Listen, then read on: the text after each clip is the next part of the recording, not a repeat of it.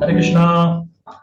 Warm welcome Hare to all of Krishna. you friends listening, and warm welcome to those who are seeing us live. So, we have come to like a concept end. When I say concept end, it means Arjun Vishad, the disappointment of Arjun. That phase is very soon will be coming to an end, and we have 39 and 40, two verses together, where Arjuna is continuing his solid, I would say, defense of his desire to not commit to this warfare. He still considers it bad business. It is bad for me or Krishna. It is bad for the society. And what are his arguments? Just to refresh your memories, Arjuna's arguments are very cogent, very thoughtful. He's a compassionate person. He's not at all talking from a selfish point of view. And one point which I would like our audience to be reminded, the opposite party has none of these qualms, none of these mental obstacles. Why? Because greed takes care of many of life's issues, especially thoughtful issues where you have to think, and then it itself becomes one of the massive mental obstacles, because greed never comes alone. It brings within its wake a million issues, and that's why uh, nobody can solve his greed problem. It just like fuel being put into fire, it simply goes on raging. So, without much ado, we will go into text 39, first chapter, observing the armies on the battlefield of Kurukshetra and continuing Arjuna's arguments. Text 39, the Sanskrit in the beginning. Kulakshaye pranashanti kuladharma sanatana dharme nashte kulam kritsnam adharmo abhibhavyatuta. Translation: with the destruction of the dynasty, the eternal family tradition is vanquished, and thus the rest of the family becomes involved in a religion. So, what are we staring at? Arjuna's fear that if he were to engage in this irreligious killing, now, those of you who have read little of the Mahabharata, what is the irreligion in killing Duryodhan? This guy conspired, say from day one, to eliminate the competition. His father, a mute spectator, but a partner in crime nonetheless. So obviously there is no irreligion here. So for those who want to go deeper into the Bhagavad Gita, the irreligion which is haunting like a specter Arjuna's mindset is the irreligion of killing his beloved grandfather. The very emblem of dharma, the very emblem of fortitude, celibacy, like Kshatriya giving his word that I will not get married just to safeguard his father's reputation, and Acharya Drone, a very strange combination. Astute, tapasvi, austere Brahmana, and at the same time a martial teacher. And this is Arjuna's Achilles heel, so to say. This is his weak point, and this is where he's again and again harping that I can't do this, I can't do this, and he raises a very nice kind of a query. He says, Krishna, what if the male folk they engage in this kind of irreligion? Will not the women now, friends, we will take you back 5,000 years ago. You won't find any woman here, although women would participate. The Vedas would say, I would just give two exceptional women, Kaikei participating, in a battlefield and saving her husband Dasharath, Satyabhama accompanying Lord Krishna. So there would be some fiery personalities who would, that martial spirit would be there in them, and their husbands encourage them. So, but the norm was the women folk were far away. What if the women folk say that if our men have become religious, let us also act irreligiously? Who's going to stop us? So, I will end my first point here by saying that tradition in human society is a sacrosanct subject matter. It has to be like a flame when there is a heavy wind. You have to protect it if you have to pass it on from generation to generation. Over to you, Prabhu. I mean, this verse and the next verse, which talks about tradition, deep-rooted values. I mean, in the culture and the time where we're living in, even today we don't find such things. Hmm. I mean, okay, maybe in our this land of Bharat, we have some of these remaining, but most of the Western world and civilization have kind of lost their contact with tradition. On the name of free speech or freedom, we have become so far away. The reason I'm making this point because this is what the concern of Arjuna is. This was the concern of Arjuna. If the tradition would not be there, if traditions are lost, it will lead to the whole destruction of society as we see today. We are in the phase in the world today where there had been a destruction of traditions and culture, and look what we have done of it. Wherein in the school, kids are expected to go and live their childhood, learn, become a better individuals. Today we are having gunshots. I mean, this is something unimaginable, unthinkable. I mean, at least when we were growing up, this we would have never thought something like this would happen. And we know of the vices and the crimes that are occurring in the society today. So this is the fear that Arjuna had when he was making this point. You know, despite having everything, people will struggle for the basics. I was making a point on another occasion to somebody recently, and I was telling them we grew up in a culture where Diwali or Holi was celebrated as a grand festival where the whole society will come all together and go to the individual homes, and there was an exchange of sweets. Yeah. Unfortunately, we are living at the times today where a neighbor does not know a neighbor. Hmm. When I was growing up, my parents would pass me on from my balcony to another balcony, and the whole Okay. evening I would spend with my neighbor. When I was a small, very small child, the Yeah, evening would yeah. be at my neighbor's house, and then I'll come back. Now these days, people are so scared to send their kids out to play, and we were out to play for whole day. So traditions, the culture, it preserves freedom rather than taking away freedom, and that is what the fear of Arjuna was, and what he was speaking about. The consequences may occur. We are kind of observing those consequences. So, from my perspective, the points raised by Arjuna are totally genuine. And let's see what happens ahead, what Arjuna says further in the next verse. Anything else on this, Rosie?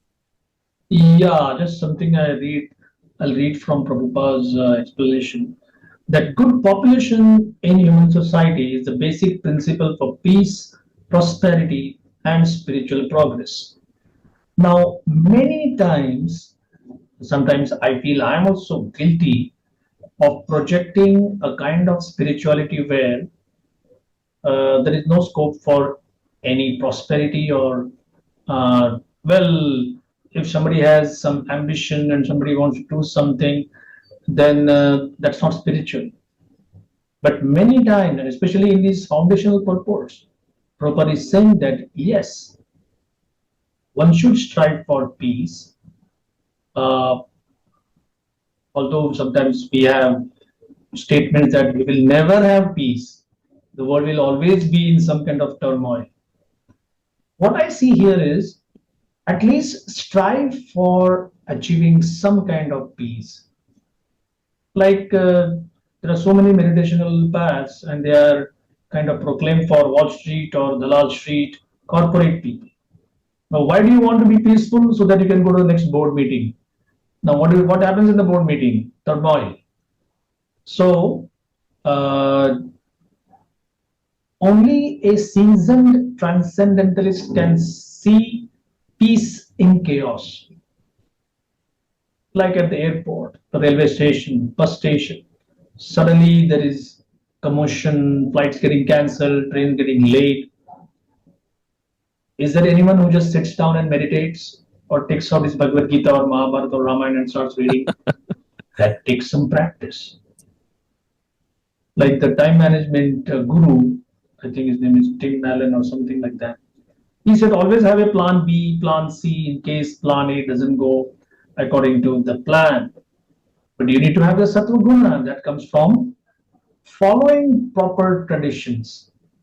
So Prabhupada is explaining here that uh, the traditional system called Varnashram was so designed that good population could prevail for the general spiritual progress of state and community.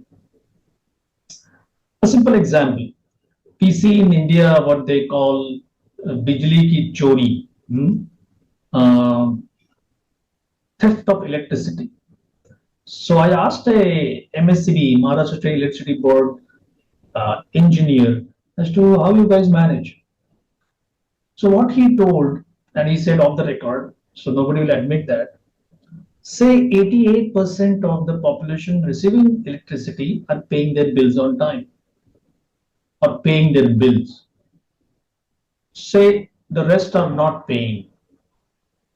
So what they do is they estimate the total cost and they just share the 12% or 15% among the 88.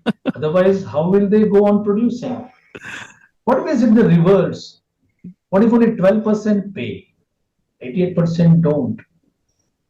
So I know it's not proper, but Arjuna is fearing that if more and more people become irreligious, what he is talking here is not religion in today's sense of the term, when we see just mere flags, and you stand below a flag and say, "This is my religion." What about your lifestyle? What about your food habits? What about your ecological consciousness? What about your selflessness? Nothing. It's just a flag. I just change my dress, change my rituals. We're not talking of that superficial understanding of religion. Here we're talking of somebody trying to be a proper cooperator in the cosmos, trying to understand what the whole cosmic administration is. And maybe you are just a small screw in a whole machine, you're just a small gear, but you are doing your job. This is that angle which Arjuna is worried about. And he's worried about the general spiritual progress of the state. And that's why he is saying no. Do we agree with Arjun? Well, because we have read the Gita, we say no. But I would take a point at this point, 1.39 and 1.40, we agree with Arjun. Although it is a kind of a limited paradigm, it is not the whole picture, but he is not wrong. So nobody should get the feeling that everything what Arjuna said was all dud, pointless. No, he was willing to fight for his uh, views by not fighting the battle. If I could put it like that. So should we move on to the next one? Yes, It is very yes. much similar in spirit. So text 41, I'll chant the Sanskrit. Sankaro narakayaiva kulagnanam kulasya cha patanti pitaro yesham lupta pindo dakakriya. Translation: an increase of We unwanted missed the 40th population. verse. Sorry. I'll just come to the 40th one. Yeah. Text 40. Adharmad vivavat Krishna pradushyanti kulastriyah strishu dushtasu varshneya jayate varna sankaraha. When irreligion is prominent in the family, O Krishna, the women of the family become polluted, and from the degradation of womanhood, O descendant of Vrishni, comes unwanted progeny. Many times, as I have spoken on this particular verse, I remember the words of a terrorist in the 1970s and could probably 80s. And he was asked by a reporter, why do you kill so mercilessly, and what is your motivation in causing such a terror and fear? Aren't you afraid of hell? He said, no, I was born in one. Hmm. And I always remember, I mean, these are like blockbuster headlines. I didn't have a purport to that till I started reading Prabhupada's explanations. That if somebody feels I don't owe anything to society, nobody has done anything for me, the world has given me nothing but trouble, I am simply repaying the same coin. When you have legions of this kind of personalities, you know that a bigger police force, a bigger armed force, more arms, more guns, it simply doesn't solve the problem at all. So, uh, this is what Arjuna is fearing that, and he really feels that both the dynasties are about to be destroyed. And when, like historically, those who are interested in understanding contemporary history, with the fall of Rome, it is not just the haughtiness and arrogance of the Roman emperors died. Along with that, sanitation, public governance, making of aqueducts and dams and roads, and the whole package got destroyed. So much so that European historians call it the Dark Ages, where something as simple as weaving and embroidery that also had to be kind of rejuvenated. So, not a very good example, but we see how if one culture, of course, nobody laments Rome. Nowadays, they could be lamenting, but those who were the subject of their terror, they certainly felt relief. But we can see that with one system of governance which was so popular and so all encompassing, it is destroyed. Even the simplest of science, art, technology, it all goes away. This is what Arjuna is hinting here. Anything to add? I mean, again, the same point as you're making, Proji.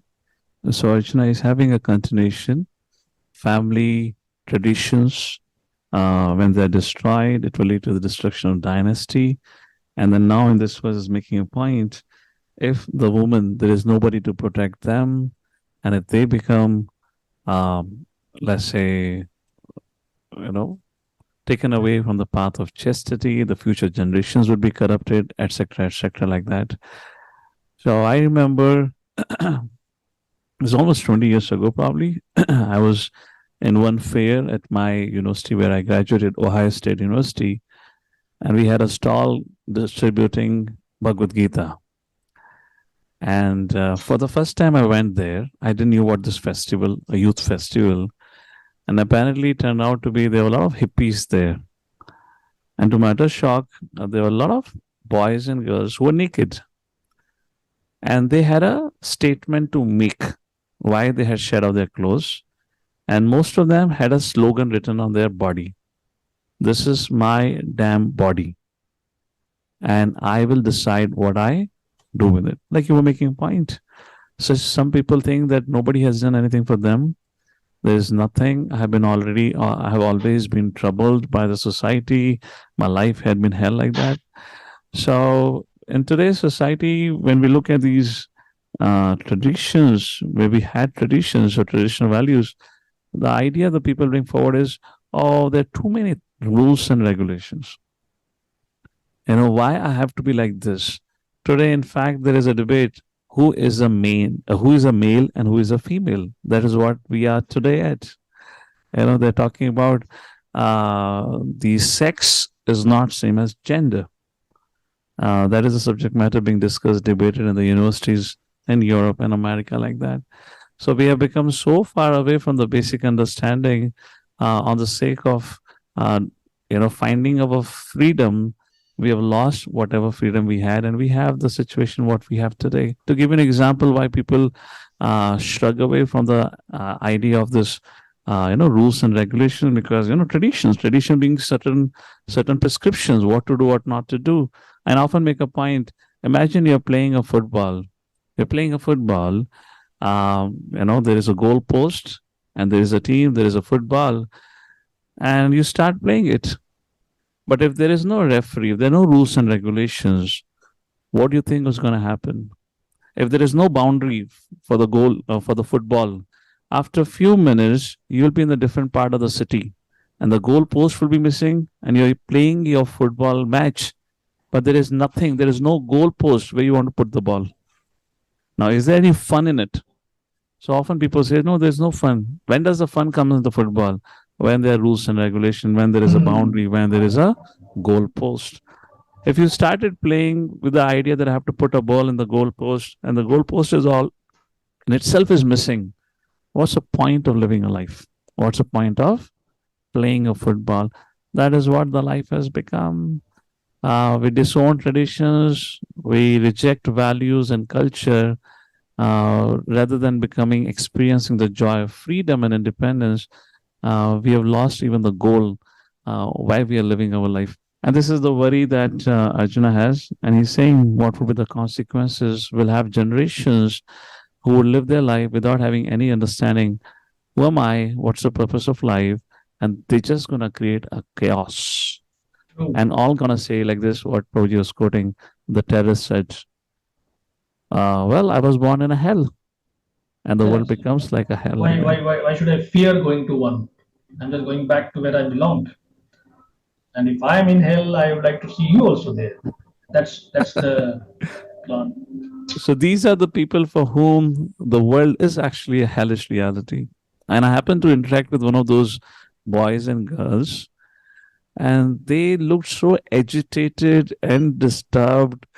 And they wanted, we don't want any rules and regulation. Nobody can tell us what to do, what not to do. Therefore, we have taken this stand. And they had this big slogan written on this body: this is my damn body. Yeah, I'll do yeah, whatever I want to do it. But imagine when you have a nature's call, what can you decide about it? yeah. you know so yeah, so this is a subject matter which becomes a little contentious, to follow or not follow, and Arjun is really worried about it. So Hare we shall Krishna. take a break here, friends. We will meet again. We will continue with Arjuna's complaints and his mental obstacles when we take verses 41, 42, 43 next time. Till that time, all the best in your life. Take care. Hare Krishna. Hare Krishna.